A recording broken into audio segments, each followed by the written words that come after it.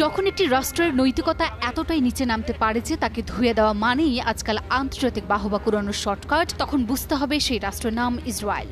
জাতিসংঘে ইসরায়েল নামক রাষ্ট্রটির নৈতিক ভেঙে পড়ার চরিত্রই এখন প্রধান আকর্ষণ। একসময়ের আত্মরক্ষার বুলি আওড়ানো দেশটি আজ এমন জায়গায় পৌঁছেছে যে তাকে কড়া ভাষায় ধুয়ে দিলেই মিলছে বিশ্বজনীন বাহবা, টোকেন অফ অ্যাপ্রিসিয়েশন। জাতিসংঘের মঞ্চে সেই দৃশ্যই যেন ফুটে উঠল। ভাবুন, ইসরায়েল এমন এক জায়গায় গেছে যে এক রাষ্ট্র তাকে তীব্র ভাষায় তুলোধুনো করলে আরেক রাষ্ট্র তাকে বাহবা দেয়, আলিঙ্গন করে। সম্প্রতি এমনটাই ঘটেছে জাতিসংঘে। কলম্বিয়ার প্রেসিডেন্ট গুস্তাভো পেট্রো জাতিসংঘে গর্জে উঠলেন ইসরায়েলের বিরুদ্ধে। সরাসরি গণহত্যার অভিযোগে তুলোধনা করলেন দেশটিকে। আর এই প্রখর সত্য বচনের পুরস্কার স্বরূপ আবেগ আপ্লুত হয়ে পেট্রোর মাথায় চুমু এঁকে বসলেন ব্রাজিলের প্রেসিডেন্ট লুলা দা সিলভা, যেন বলে দিলেন ইসরায়েলকে আজ শুধু নিন্দাই নয়, নিন্দাকারীকেও আলিঙ্গন করে অভিনন্দন জানানোর সময় এসে গেছে। ফিলিস্তিনে চলমান সহিংসতা ও ইসরায়েলি আগ্রাসনের তীব্র সমালোচনা করে আন্তর্জাতিক অঙ্গনে তোলপাড় ফেলে দিয়েছেন কলম্বিয়ার প্রেসিডেন্ট গুস্তাভো পেট্রো। আমি বুঝি নির্মাণের শিল্প, সালাম স্টিল বোঝে ডিউরেবিলিটি, সালাম স্টিল মোস্ট ডিউরেবল স্টিল। এক জ্বালাময়ী ভাষণে তিনি ইসরায়েলকে নৎসি আখ্যা দিয়ে দেশটির বিরুদ্ধে গণহত্যার অভিযোগ আনেন। পেট্রো বলেন, কোন জাতি ঈশ্বরের মনোনীত নয়, এমন ভাবনা কেবল অজ্ঞ ও ধর্মান্ধদেরই হতে পারে।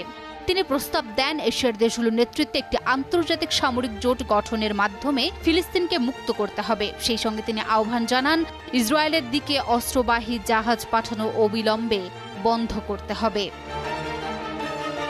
এরপর ভাষণ শেষ হলে পেট্রোকে আলিঙ্গন করে তার মাথায় চুমু দেন লুলা।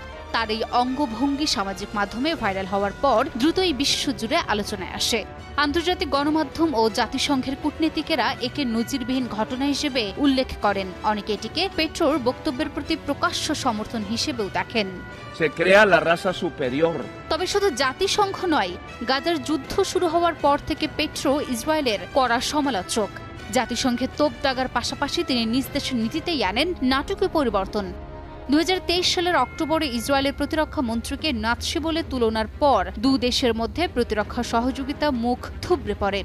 এরপর 2024 সালের মে মাসে ইসরায়েল খায় আরেকটি চূড়ান্ত ধাক্কা। পেট্রো ঘোষণা দেন কলম্বিয়া ইসরায়েলের সঙ্গে কূটনৈতিক সম্পর্ক ছিন্ন করবে।